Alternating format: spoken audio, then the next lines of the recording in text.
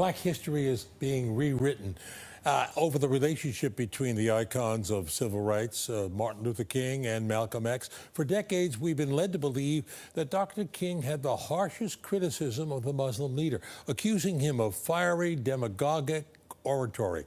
But new revelations are now showing those words were fabricated by the author. In the course of researching his new book, King, A Life, author Jonathan Eig found multiple inaccuracies in a 1965 Playboy interview King did with author Alex Haley, including quotes he never made. King is quoted saying that I have so often felt that I wish Malcolm X would talk less of violence because I don't think violence can solve our problem.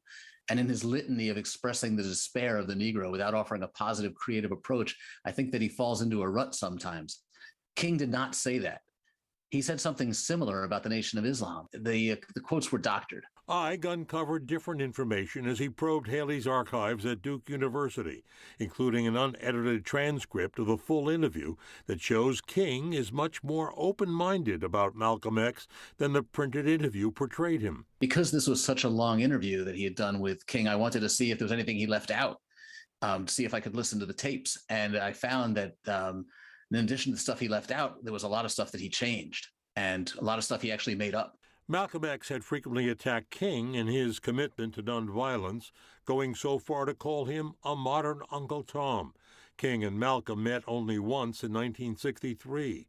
While Dr. King was not afraid to criticize the Nation of Islam leader, he was also willing to listen to him.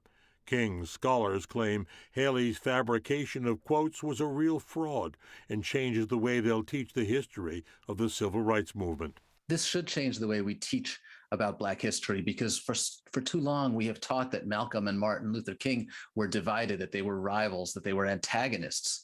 And in fact, they had a lot more in common, and they were a lot more open to working together than we previously knew. Malcolm X's daughter, Ilyasa Shabazz, was surprised and pleased to learn of the new revelations, telling Pix 11 News, "There has always been an effort to create a narrative of deep division between Reverend King and my father, when in reality they sought the same goal of creating a better life for their people and for the advancement of human rights for all people in the United States."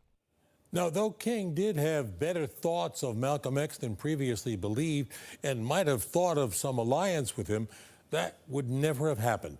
Malcolm X was assassinated in 1965, just 1 month after the King interview was published.